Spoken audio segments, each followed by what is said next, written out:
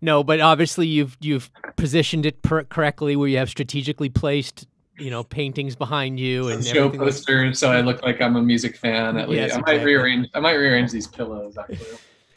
Look a little random.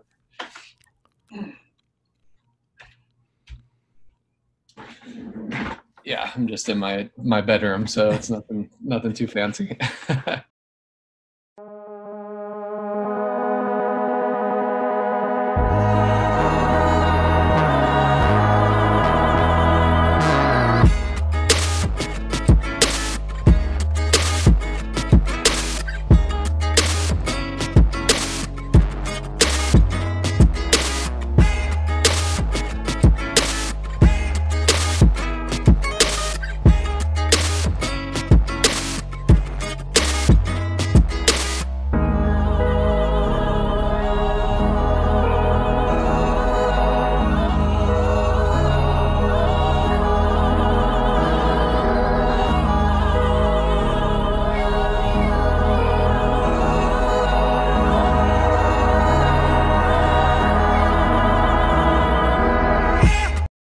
Are you in Nashville? Yeah.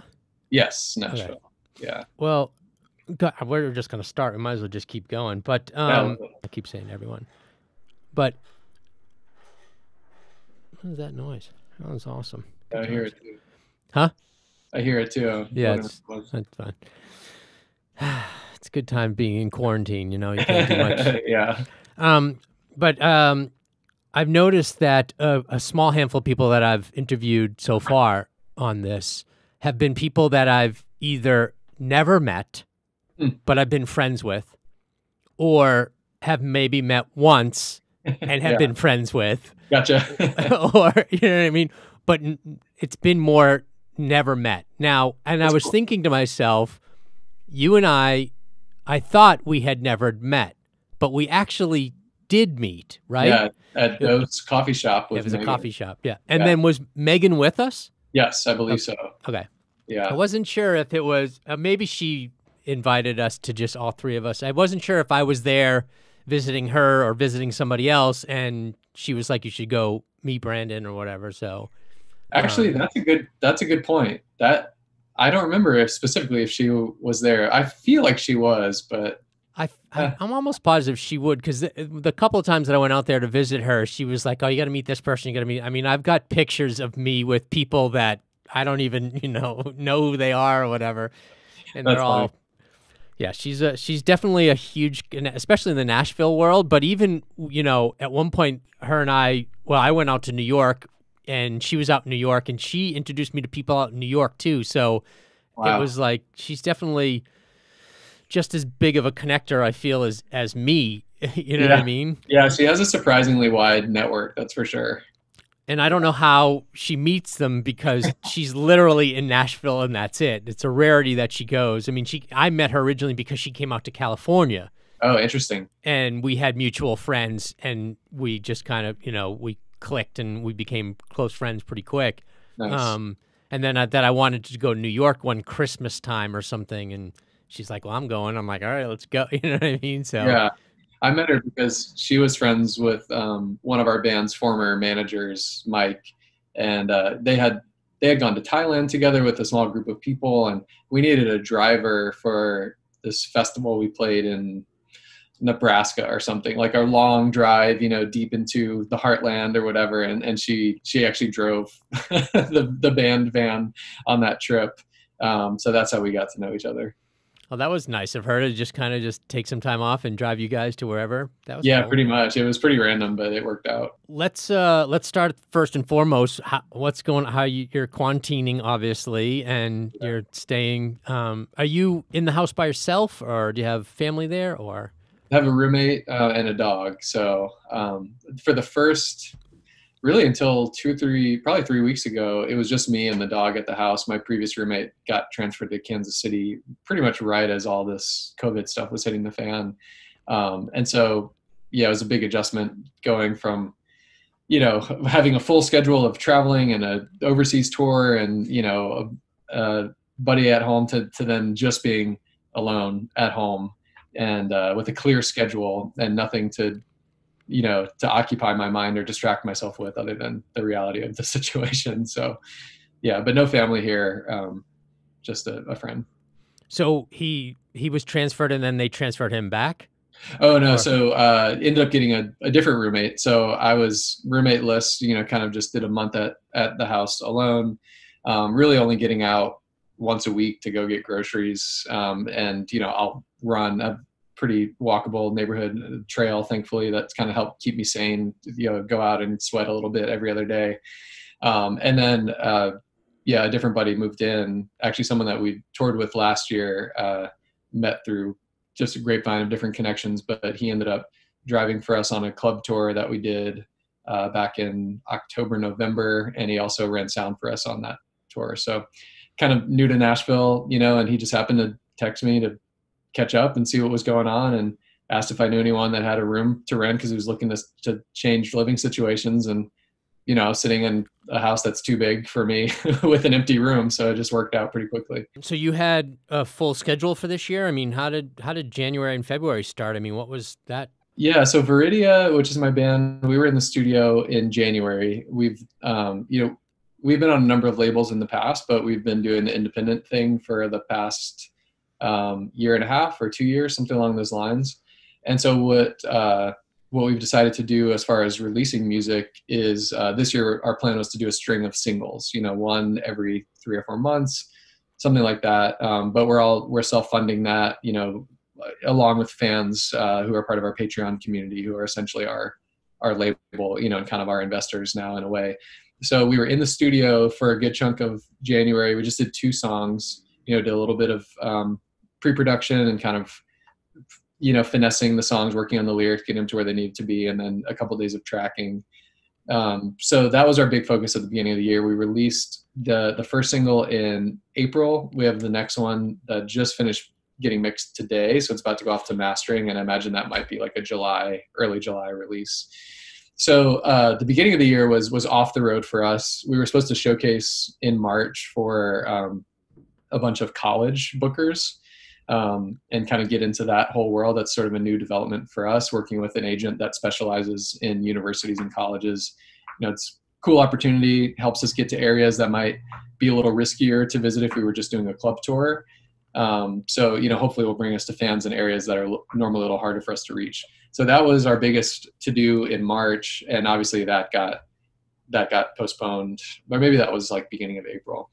And then we were preparing essentially right after that to go to Europe for about a full month, with, probably the biggest opportunity we've had in years. And that's on the music side been the biggest casualty of this whole COVID situation for us. Is right now that's postponed to September, but our European arena tour is really going to be happening in September. Probably not. So I think there's a high chance that might actually get pushed to 2021. And so you guys are all located in Nashville, right? We are. Yep. Yeah. We moved here a number of years ago, kind of at different times for different members. You guys have a studio that you rent? Does one of your band members have this? I mean, just like everybody else in this world, they have a setup in their home or something, or? We do have a decent home setup for guitar tracking. And Dina, our singer, she has the ability to record vocals at her place, but generally when we're going into actually, produce a more polished song, we'll work with the producer, to find the right space. So pretty much everything but drums we did at our producer Alan Salmon at his studio here in the Nashville area, and then we just rented a drum room for a day to knock out all the drum and percussion stuff. Right now, obviously, you guys are all in quarantine. Are you seeing each other? Are you guys spending time with each other? Are you guys Zooming each other or FaceTiming each other? Yeah, definitely a lot of FaceTime and, Marco Polo, which kind of like video, text messaging. That's been a big thing.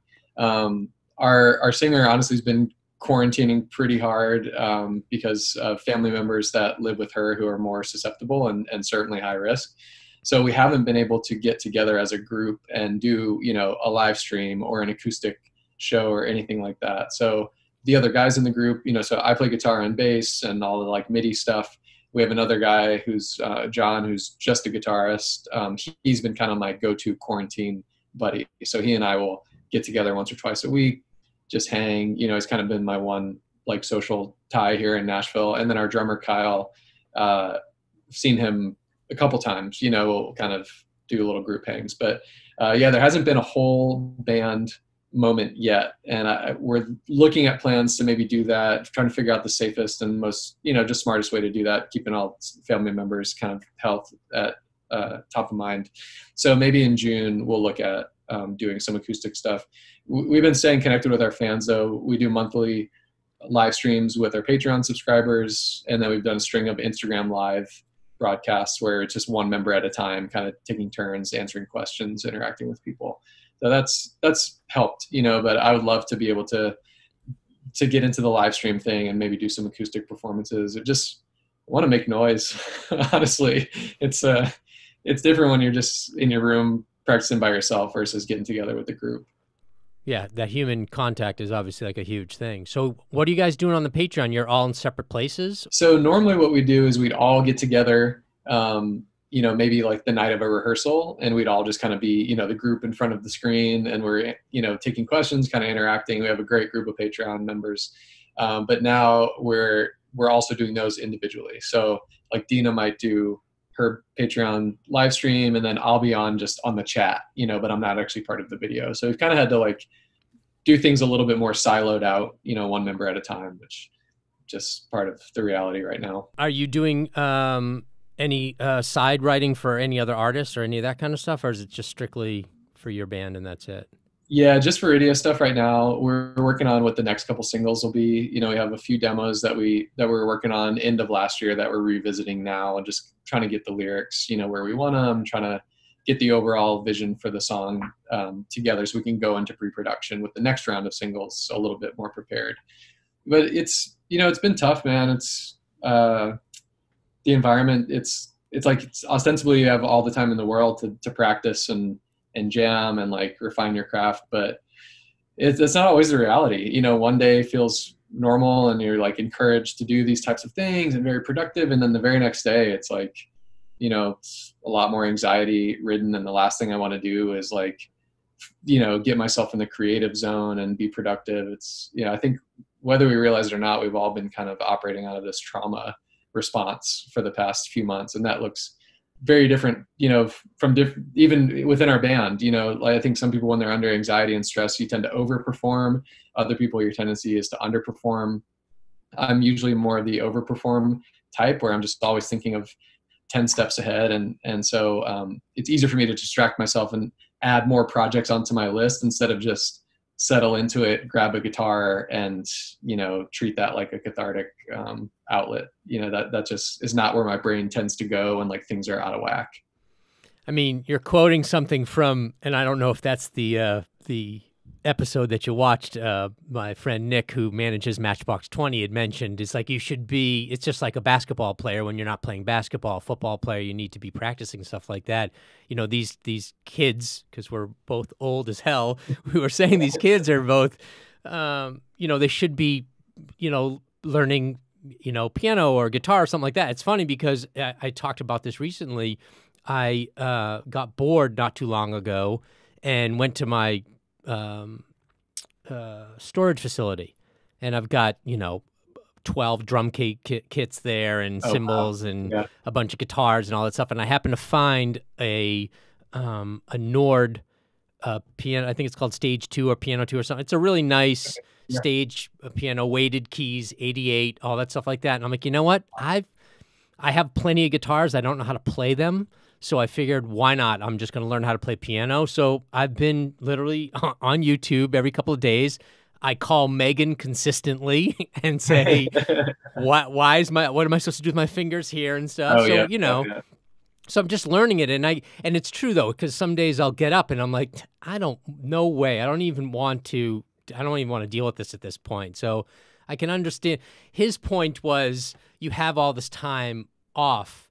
You should be trying to at least try to do something. And yes, every morning you're going to get up and you're not going to want to get out of bed, or you're just going to want to lay around and do nothing, or it's hard enough to go out, like you said, and go for a walk or a hike or whatever. I mean, it's a positive you have a dog, because that dog has to go out every day to pee and poop and do whatever, that kind of stuff. Exactly. Yeah, and even though I have a backyard, she won't she won't poop in the backyard. So it's like Right. I have to walk her no matter what. Right. So whether it's raining and miserable outside or beautiful, she keeps me moving for sure. Right. So he was just saying, while you had the downtime, you know, like I'm sure Dina's resting her voice a lot, and where she'd be, practicing every day and warm ups, all that stuff like that. So Yeah, and she's definitely finding some really interesting ways to still be, she's 110% creative, and I'm like 90% business and 10% creative. And we've been playing together for what years? I mean, over 15 years now in different capacities in different groups. And Veridia has been, I think, the past 6 years roughly, since we actually gave the band a name, releasing music. But that's probably why we haven't killed each other yet, and why we still work together, is because she's kind of, the image I always have is like she's the head in the clouds and I'm kind of the feet on the ground, like, pulling her, back down to earth a little bit, for better or worse. So, I see what she's working on, because she's really, taking social distancing the most strict out of all of us. And she's repainting walls in her house and painted this cool, pattern on her front patio. Like the bricks are all painted now, and just, she always has an outlet. She's making clothes, she's making face masks, we're starting to sell Veridia masks, just as like a limited merch item, and donating, some of the proceeds to an organization that's kind of helping with different COVID relief efforts. So, she always has a creative outlet. She needs that for sure. I tend to, overperform more in the business area, where I'm like tweaking the Facebook ads that we're running for the band. And, outside of the band, I have a marketing agency. And so that we've really accelerated a lot of the behind the scenes projects at the agency, while a lot of our client facing work has, slowed down just out of necessity. So for me, it's like I kind of have multiple plates spinning all at once. And the band is the one that is, can be the most fulfilling at times. But generally for me, like the fulfillment with music comes from performing and being on stage, and just all the things that I can't really do right now. And so, seeking fulfillment more, and like being productive with the business, and really trying to make sure we can survive this whole mess right now. That's kind of like just naturally where my brain shifts. And I hadn't heard the podcast episode you were talking about with the Matchbox 20 tour manager, but I mean, it makes sense. There's definitely like a part of my brain that's like, you just need to grab a guitar. I've got a bass here on my wall. Most of my guitars, unfortunately, are in our rehearsal space, which is at our singer's house, which is the most off limits. So, so a lot of my go-to guitars are, hanging up on the wall in a room that I haven't stepped into in a couple months. But as we were preparing for the European tour, we were doing this supporting, it was a co-headliner between Evanescence, who we've toured with a number of times, and then a European rock band called Within Temptation. And so leading up to that tour, I had this, this bass. Actually, I had borrowed a bunch of basses that were all in different tuning. My whole room was like bass guitars, and I was just learning all of Evanescence's set, just to have some way to challenge my brain outside of the normal Veridia set.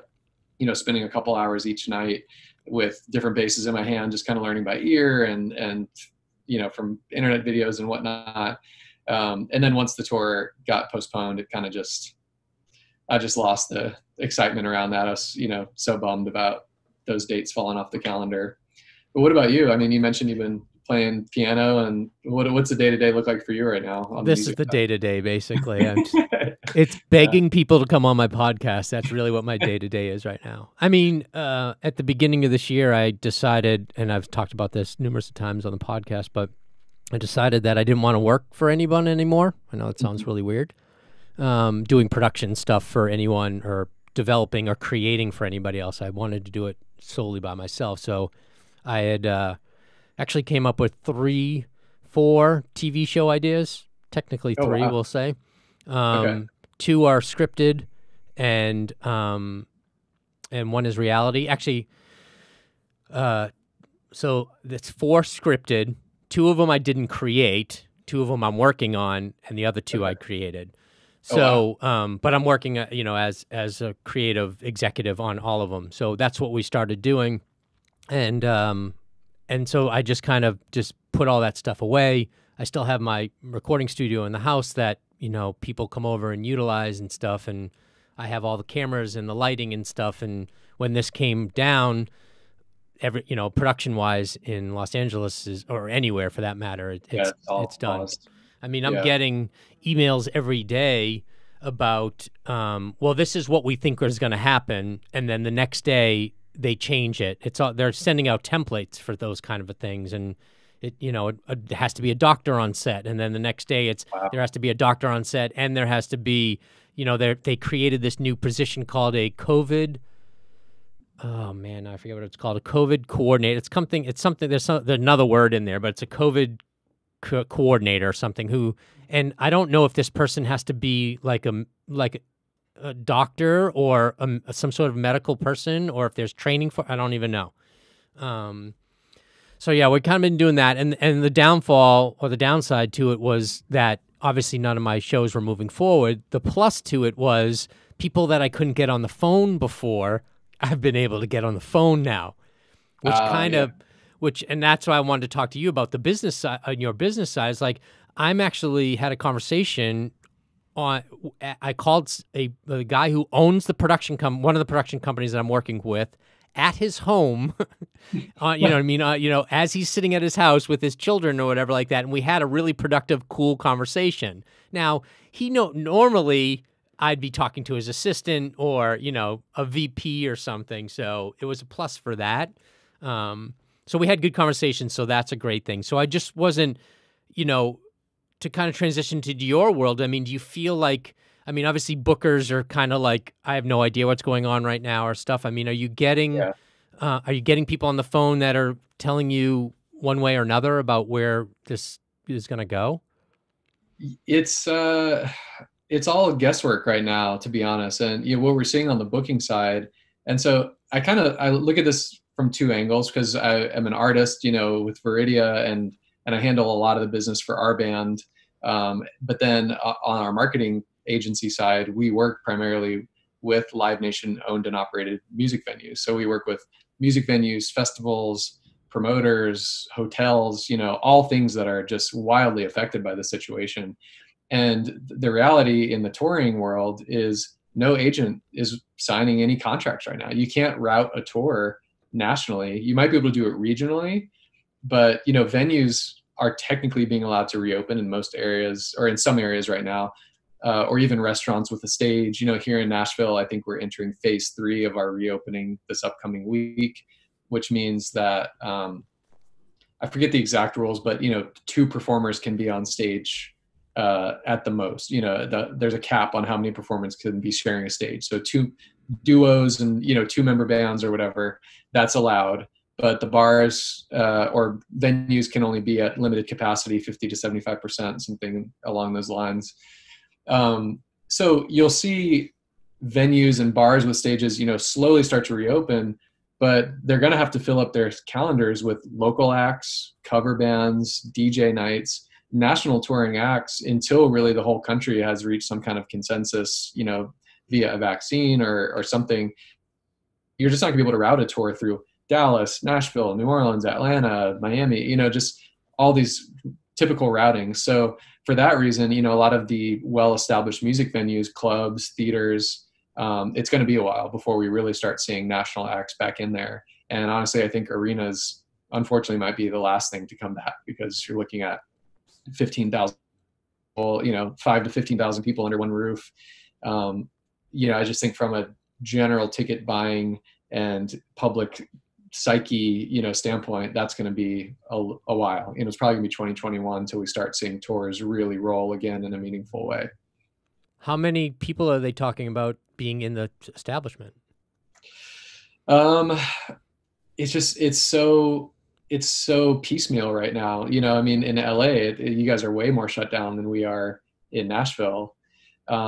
Here, I know restaurants are about to be allowed 75% capacity, but a music venue, I forget, it has a different different thing. And really, like Tennessee as a state, as far as the governor has determined, most of it can be business as usual. But Nashville, we have slightly different rules. There's a couple cities whose mayors are kind of superseding the governor's word, and that's fine. I'm not a scientist or a doctor, so I just want to do what's best and most respectful. But when we're starting to think about, okay, do we want to put on a hometown show if so, we don't want to do it at some like random small restaurant with a stage that's an afterthought. You know, is an actual music venue in town going to be able to support a show? And if they can, are we going to have to cap the tickets, you know, at 50%?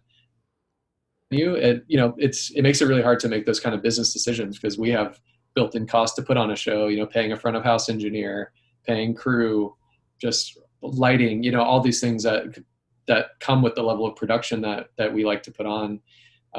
We're having to rethink all of that stuff right now. So to me, I think there's just too many question marks out there to start thinking about any kind of meaningful national tour. I think you're going to see artists start with hometown shows if they're in a market that is somewhat reopened.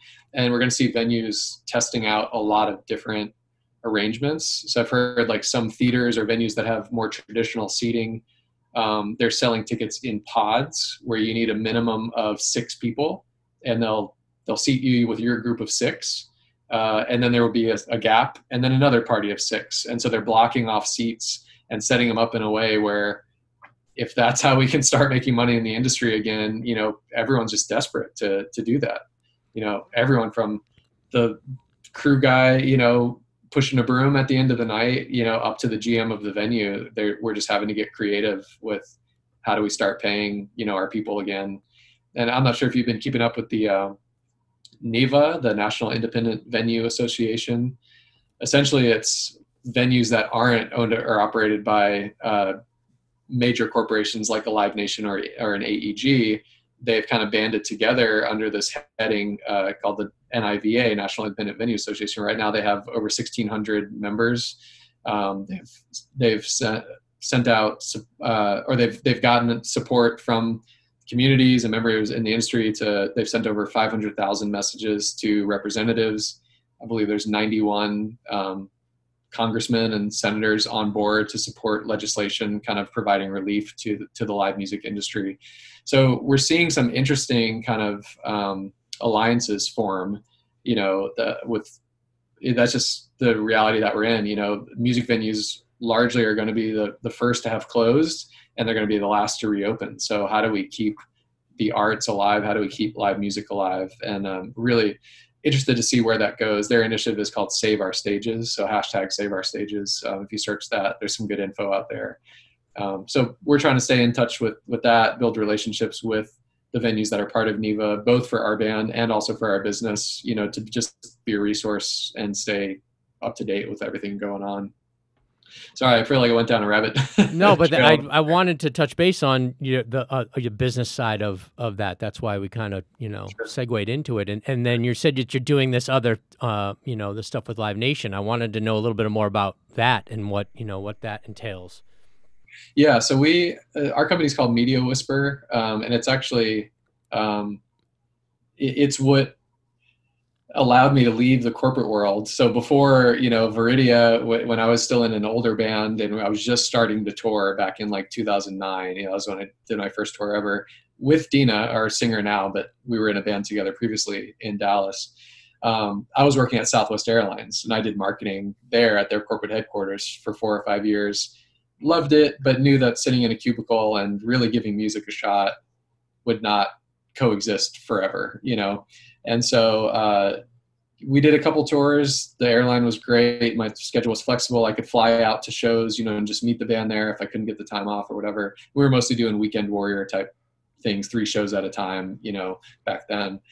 But this opportunity presented itself in 2010 to partner with a buddy and start this digital marketing firm. And it came out of a need that Live Nation had this is 2010, so very much the Wild West on social media. So my buddy, who's my business partner now, back in the day, he was managing the MySpace pages for House of Blues Dallas, House of Blues Cleveland. You know, it started this relationship just helping them on MySpace for free, really. And that they saw great results from having someone actually manage their online presence and interact with fans and promote shows. So that grew to 6 of the 12 House of Blues venues. You know, fast forward to 2010, Live Nation realizes, hey, you know, we need all of our venues not only to be on social media, but we need some strategy and some consistency. Who's this guy in Dallas doing half the House of Blues? Maybe he wants to do it. So they asked him for a proposal. And that's when we decided to partner. And, you know, while I was still working at the airline, we negotiated this deal. And that's kind of where the company was, you know, we had the client before we had the company, really. And then we just like hired a couple buddies. We'd sit on the sofa at my apartment, you know, drinking free, terrible coffee from the apartment complex office, and just started creating what would become the strategy for the majority of Live Nation's club and theater venues. Facebook, you know, Twitter. Back then it was MySpace, that went away quickly. Foursquare came and went. Instagram came and stayed.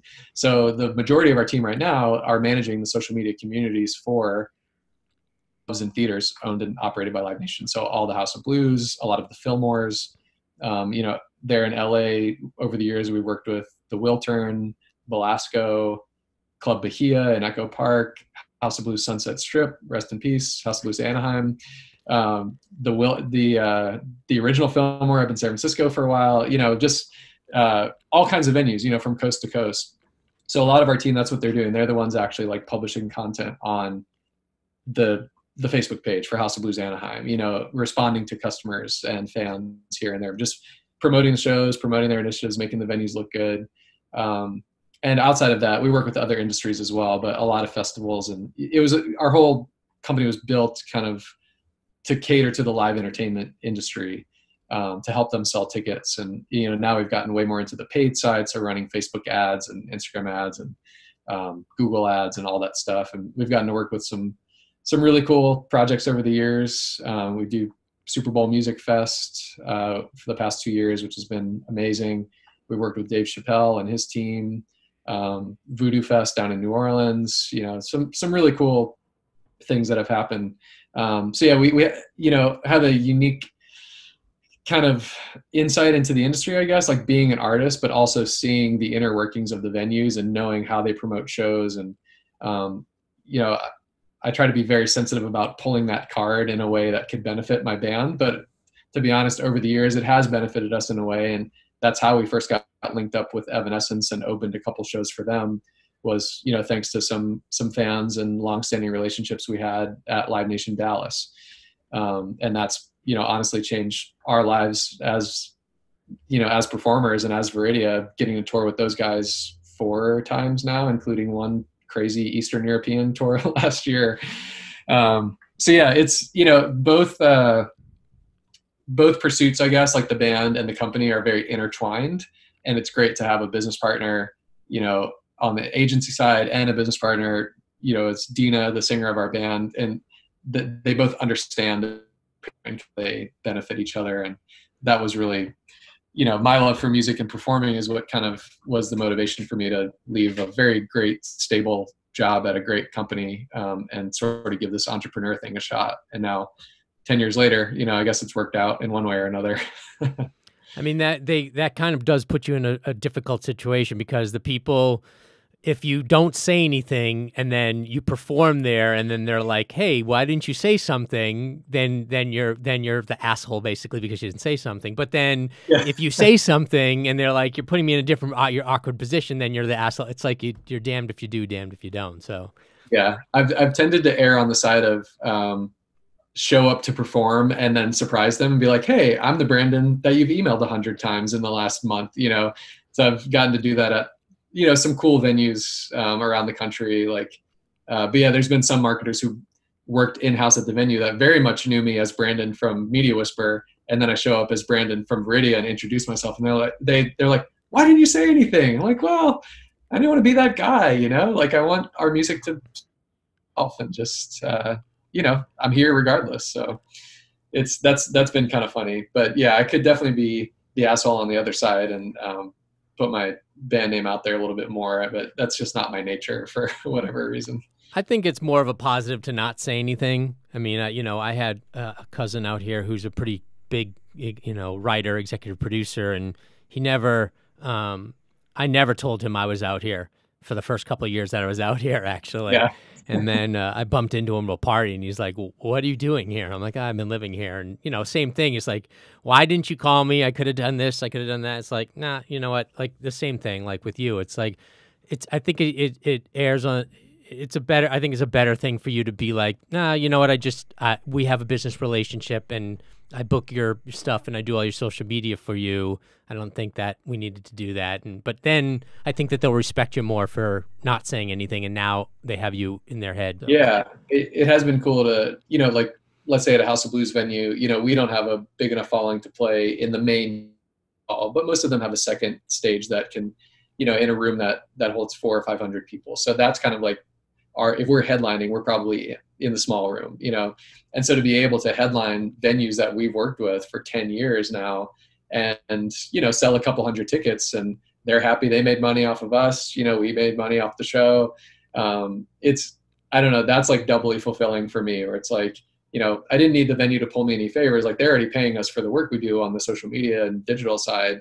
And so, to be able to do that without having like pulled that card, it's a good feeling. Obviously I would love it if we were headlining the big music halls someday, but again, that's going to be led by the music and by the demand from our fans and not because I asked for some favor from the venue marketer or whatever. Let's take a little detour here. Are you, what are you doing when you're not making music and doing that and not walking the dog? Are you watching TV? Are you? Honestly, man, I hit a point in these last couple of months that I would call peak boredom because I just didn't know what to do. I mean, between the band touring, business, friends and family, like traveling is my number one hobby. And a lot of times I get to write it off for business or it gets to be with the band, which I absolutely love. But when it's not one of those two things, like I'm always going somewhere, so if we had done this European tour in April, I was going to stay overseas and take a vacation in Portugal, or just make the most of my time while I'm already over there. So my go-to, about 40 to 45% of the year on average, I'm not at home. And so for me to now have been at home for 2 months consecutively, 3 or 4 weeks in, I was losing my mind because I'm not a big TV guy. And I have tons of books I can read, but there's only so much time I can, ignore my phone, I guess, and actually crack open a book. So yeah, I hit a point where it was like a Monday night and I had cabin fever so bad. I'm like, I don't know what to do. So I started asking friends, like, what do you do? What are you doing at home right now? And pretty much everyone was like, you need to find some good TV shows to get into. I'm like, well, I guess I'll stop fighting the urge to watch TV. And yeah, I've watched more Netflix, in the past couple months than I normally would. I'm a big like documentary and podcast fan, so I'm always listening to podcasts. I prefer to be entertained in a way that's like teaching me something at the same time. So I've like doubled down on podcasts and audiobooks. And while the gyms are closed, that was another big change for me because I'm normally in the gym. But last week on the Eastern European tour that I mentioned, I tore something in my shoulder because there was a part of the tour like between two where our touring vehicle, like the little minibus we rented or whatever, hadn't met up with us yet. So we were taking trains and we had to take a plane, and everyone's road cases. It already sucks like flying with gear. You have to take the bare bones minimum. We're not the headliner, so we can't justify sending like a shipping container on a boat, across the world. So we're flying with all of our stuff. So it's like a totally stripped down setup. Everyone's cases were on wheels except for mine, which had a Kemper. Oh, there's my dog. A Kemper, a Sans amp for bass, my wireless units, and something, power conditioner or whatever. So it's like a 60-pound case, and it was the only one that didn't have wheels on it. So I'm like running to catch this train, this big bulky case is just like beating me up. And I came home from that tour, and my shoulder was just trashed. So like I think I partially tore the labrum. I had to do some physical therapy, and all this stuff. And I just gotten back into the gym 2 weeks before COVID shut down the gym. So I was like, it was such a tease. So I've been running a lot more, which I normally don't really do. And honestly, the biggest thing that I was most excited about was I bought a record player, which I haven't allowed myself to do in the past. I kind of made a rule, like you cannot get into vinyl because the way I am, I tend to just really obsess over collections, and I know that I'll spend an, you know, unreasonable amount of energy and money like amassing a collection and really nerding out on like all the audiophile stuff. Like I just get that way. But I was gifted a really nice record player from a place called Just Audio. It's owned by our other guitarist family. They're based in Baltimore. Great hi-fi shop. So I have to give them a shout out because they kind of Shout out. Yeah, Just Audio. They like kickstarted me into this vinyl habit, you know, and so I got this record player for free. My best friend in LA gifted me a Bjork album, one of my favorite artists. And then my old roommate, the one who got transferred out of town right when COVID started, he left behind a box of like 70 or 75 albums that he just didn't want. And there's a lot of great classic stuff in there, a lot of classic rock, a lot of Steely Dan, you know. So honestly, I've been kicking it old school and just sitting on my couch and listening to music and kind of just like taking sound baths, you know, and really just, you know, not treating it like a background activity, but really just actively listening. And that's been pretty cool. It's, you know, it sounds so simple, but I've really enjoyed getting into that. Yeah, I could not. I don't have the patience to sit there and just listen to music. It's funny because recently I had my lease was up on my car and I had to trade it in, and I decided to get another lease on another car. And I dropped off the car and we had to drive someplace. He had to drive me to another dealership to pick up my new car. And he was pushing the buttons on the radio, and he's like, "Yo, you have nothing programmed here." I'm like, "Yeah, I know." He's like, "You've had this car for like 2 years. You've never listened to the radio?" I'm like, "When I am in the car, it is silent." I don't really? Oh yeah, like I'll do like you podcasts or like Howard Stern or something kind of a thing. But I listen to music all day, basic. You know what I mean? People sending me tracks and That makes different sense. stuff. So when I get in the car, I just want like silence or whatever. But yeah, to sit down on a couch in my living room and listen to music, that's not me, not even a little bit. So Yeah, honestly, in the yeah. podcast thing, I won't. It's like I'll watch them on YouTube. I know that sounds kind of weird because I kind of need to visually see it, but I will walk away and do other stuff and as it's still playing. So Gotcha. Yeah, I'm a big wander around and listen guy. So like while I'm getting ready in the mornings or when I'm walking my dog, I always have, you know, headphones in, and that's like my podcast and audiobook time. And if it's like during work hours, I'll try to listen to podcasts that are more like business oriented. And if it's, you know, after hours, then I'll, you know, I'd listen to a lot of Joe Rogan, listen to just, you know, Disgraceland, like just fun, you know, but still like kind of educational type stuff like that. yeah, I mean, I started getting into them listening to Joe Rogan. There's another one that I kind of listen to once in a while. It's called Your Mom's House. It's Tom Segura and his wife, Christina Brzezinski. And he's hilarious. They're both funny and stuff like that, but it's an acquired taste. I mean, but I started watching Joe Rogan because every once in a while it would pop up and they're like, oh, I'm interested to find out what he's, because he doesn't just go celebrity, you know, like that kind of stuff. Like he does doctor, he does, you know, army guys, like he's all over the place. So Yeah. to me, that's kind of what I wanted to go that route anyways. Like I don't want just to, unfortunately, I'm connected to a bunch of musicians because that's my love first and foremost.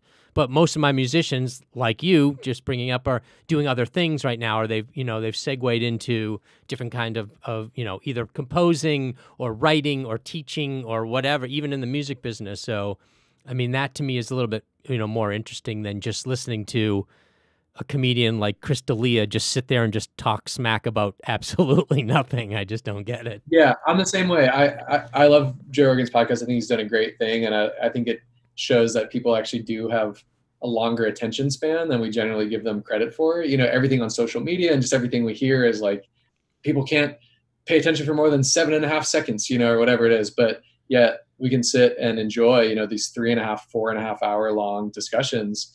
But I tend to skip the ones that are just other comedians, even if I like them, because I'm generally not learning anything. So instead I'll hone in on the ones that are like scientists and adventurers, you know, and people that are just masters of their field, because I tend to pick up little nuggets, and you know that's just sort of my personality type. I just always am like absorbing something. But my tip for listening to podcasts, and I don't, you might already do this. I listen to everything on 1.5 speed. And if it's something that I'm already really familiar with, I'll listen on 2x speed. Yeah. So that way, you know, if it's like, I've listened to a couple of the Game of Thrones audiobooks, so such a big fan of the show. Like those audiobooks are like 30 to 40 hour long, you know, listens. So listening on 1.5 speed, if I can cut that down to 20 hours instead of 30, like just makes me feel less guilty about the time I'm spending on stuff like that. Well, I guess that's the other thing too. I mean, to kind of circle back to you know, Joe Rogan's things are 2 hours, 3 hours sometimes, whatever. And everyone's like, the attention span is what, 15 seconds, let's just say. But the problem is that when I go on a TikTok or I go on Instagram, I'm not there for 15 seconds. I go to the next one, I go to the next one, and I'm usually there for an hour going through 110, 15, whatever second thing. So the attention span's there. It's just, I guess it's, you have to be creative. Not creative. I think you, like you said, you have to want to be, you're not going to maybe watch, you know, a Joe Rogan podcast with some comedian that you don't know or whatever, but the adventure or, you know, someone, you know, in the army or someone like that, that's a little bit more intriguing to me that I would want to listen to. But yeah, I'm the same exact way. Yeah. And I think it's just about quality, you know, it's about quality. And honestly, even this format, you know, just kind of sitting and catching up with friends, like there's hopefully some nugget, you know, that someone could pull from our conversation here and relate to or disagree with, you know, and it just like sparks some thought. And honestly, like when we're not able to interact with family and friends directly, like we've been able to, you know, in some way, when I hear you know, just a normal conversation with a podcast, I do feel kind of, you know, some, you know, similarities are just akin to those people in one way or another. And, you know, I did a podcast a couple of weeks ago that was more business oriented, you know, kind of actionable items for people who own home studios and kind of helping them think about how to set up their social media from like a business perspective.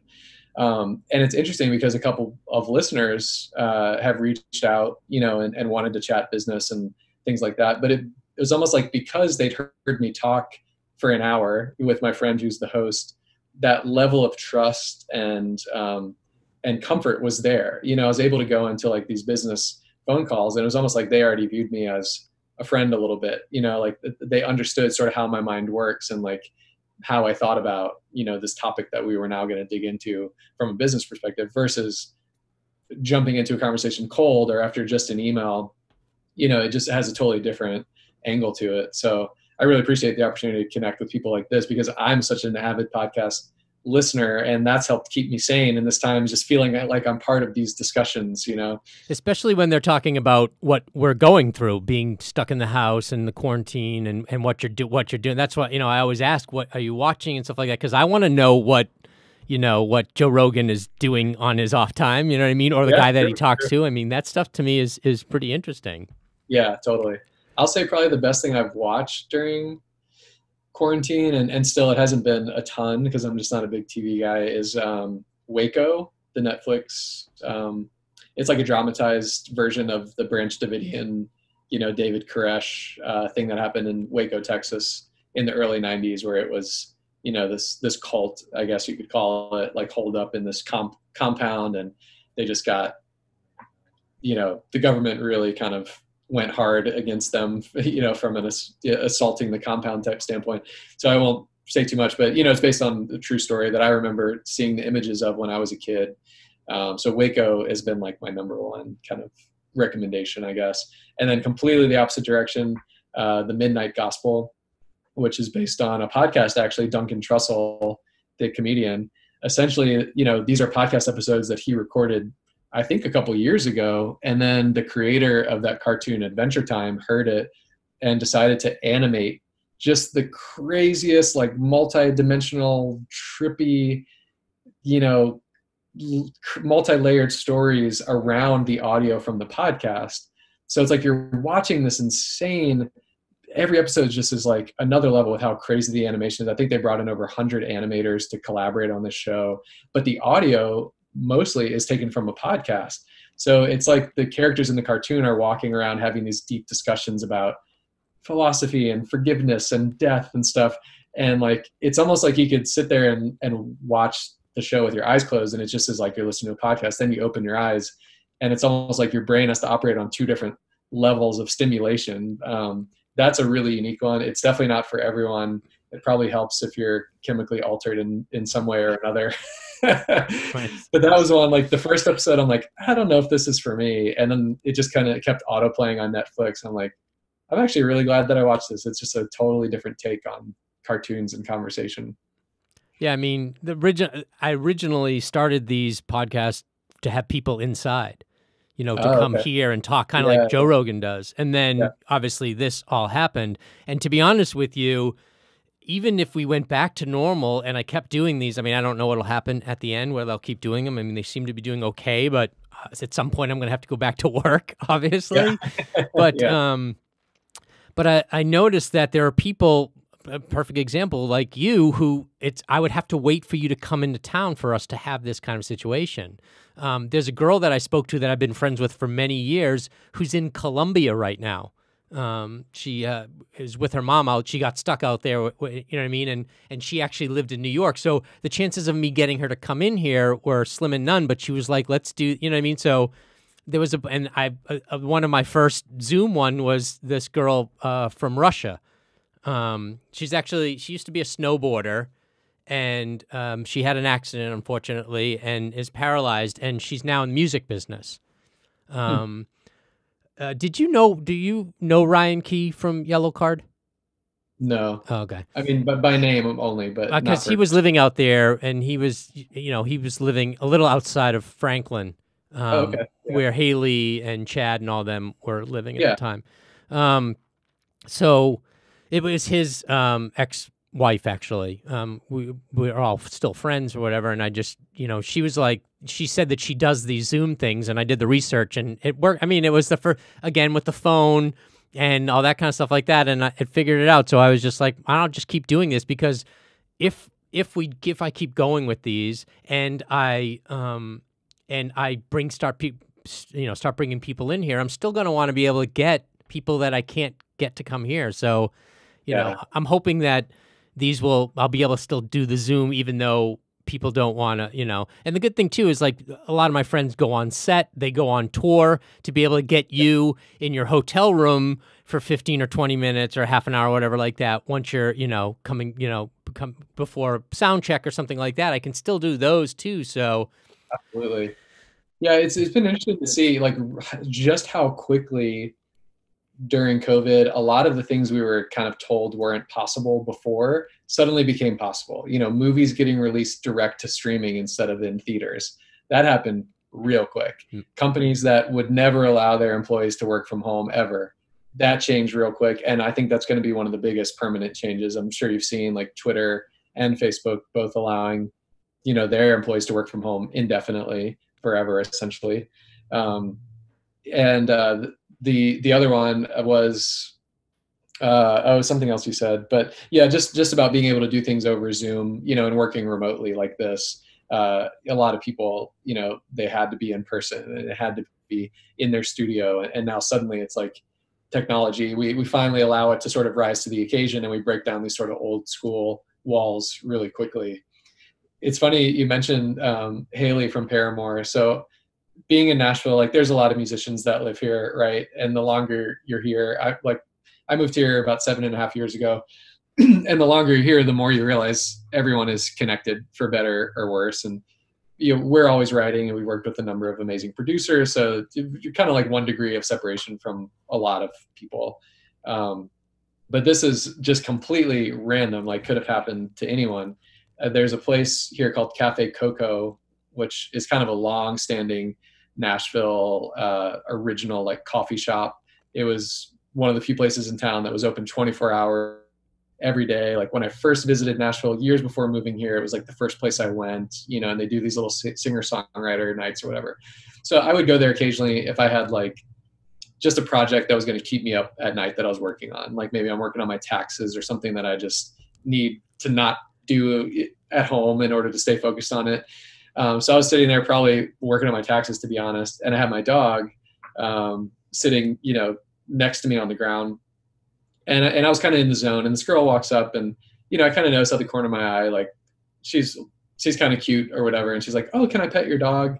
Like, yeah, yeah, sure. And just kind of blew her off and just kept working. And then a few minutes later, I snap out of it and I kind of like look inside. I was sitting out on the patio. I look inside through the window, and this girl who had petted my dog a minute ago, there's people inside like taking selfies with her. And so I'm like, okay, who did I miss out on here? You know? And so I go on Instagram and look just like on the geotag of the cafe I'm sitting at. And sure enough, this girl who just took a selfie had already posted the picture, and it's Haley from Paramore. And I just completely blew her off. I actually have a better one than that. So I was out there, my first meeting of her, I don't remember, it had to be years ago, but I was out there with Ryan, and he was one of those kind of people who was like, I'm like, yo, let's go. I mean, Nashville, let's go down. You know, what's that, Broadway? Is that where like Robert's? Yeah, Broadway. I'm like, let's go down there and party and drink. And yeah, no, I'm just going to, a couple of my friends want to go to a movie. I'm like, all right, whatever. So we go to a movie theater. I don't know where the movie theater was. I know that we went eating first. We went across the street and we ate someplace first. And it was, and Chad was there and I know Chad because he was in Newfound, and and Ryan and Chad have been friends for years, and they both have played with each other consistently, opening and all that kind of stuff. So I knew Chad, and he was with Haley at the time.